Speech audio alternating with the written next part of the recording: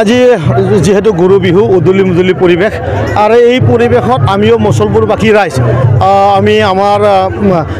চাপাগুৰি প্ৰাক্তন MLA হিতেশ বসুমতাৰী আৰু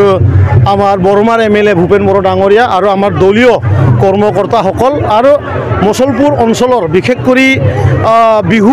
বিহু আমাৰ ৰাইজ মানে যেহেতু অসমীয়া বুলি ক'লে আমি সকলো বিহুটো নিজৰ বুকুৰ কুটুম বুলি আমি মানো গতিকে এই বিহুটো অহাকালি যোনটো আমাৰ যেহেতু বিহু আজি গৰুৰ বিহু অহাকালি মানুহ সকলোৱে মানে 7 দিনীয়া বিহু পালন কৰিব আৰু এই সময়ত আমি আমাৰ এই অঞ্চলৰ আমাৰ বাইদেউসকলক আমাৰ দাদাসকলক যাতে মানে খাম চিফুং আৰু আমাৰ টুল কুৰকুৰি টুল এই ধৰণৰ বাদ্যৰে আমি পুৰা মুছলপুৰ সমষ্টিটো এটা উটালে মুটালি এটা পৰিৱেশ উটাল মুটাল এটা পৰিৱেশ বনোৱাৰ কাৰণে এটা আমাৰ UPPL দলৰ পৰা প্ৰচেষ্টা আৰু আজি হাজাৰ বাইদেউ আহি পেলাই আজি নিজৰ যোনটো ফূৰ্তি কৰা যোনটো সামগ্ৰী যোনটো মিউজিকৰ যোনটো সামগ্ৰী এই সামগ্ৰীটো আজি কালেকশ্যন কৰিছে আৰু আমি তেখেতসকলক আহি থকা সময়ত শান্তিটো ধৰি ৰখাৰ কাৰণে আমাৰ সকলোৰে দায়িত্ব আছে এই এটা বাণী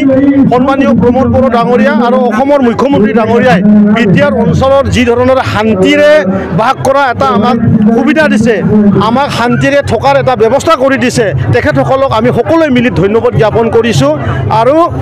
আহি থকা সময়ত আমাৰ UPPL আৰু BJP মিলি পেলাই আকৌ এবাৰ BTC চৰকাৰ কৰাৰ যোনটো আমাৰ ইচ্ছা বিশেষ কৰি মোৰ যোনটো ইচ্ছা সেই ইচ্ছাৰে মই আমাৰ এই অঞ্চলৰ সকলো ৰাইজক মই সেই কথাটো জনাইছোঁ আৰু আমি ধন্যবাদ জ্ঞাপন কৰিছোঁ আজি আমি 65 আৰু আমি ৰাতিপুৱা মোৰ নিজৰ বাসস্থানতো মই হাৰমনিয়াম আমি ডিষ্ট্ৰিবিউশ্যন কৰিছোঁ ইয়াত আমি 55 ভিলেজত আৰু আমাৰ অসমীয়া সমাজত আমি 8টা আমাৰ খুৰকুৰি আৰু টুল তেনেকুৱা মানে আমি সামগ্ৰী বিতৰণ কৰিছোঁ আজি।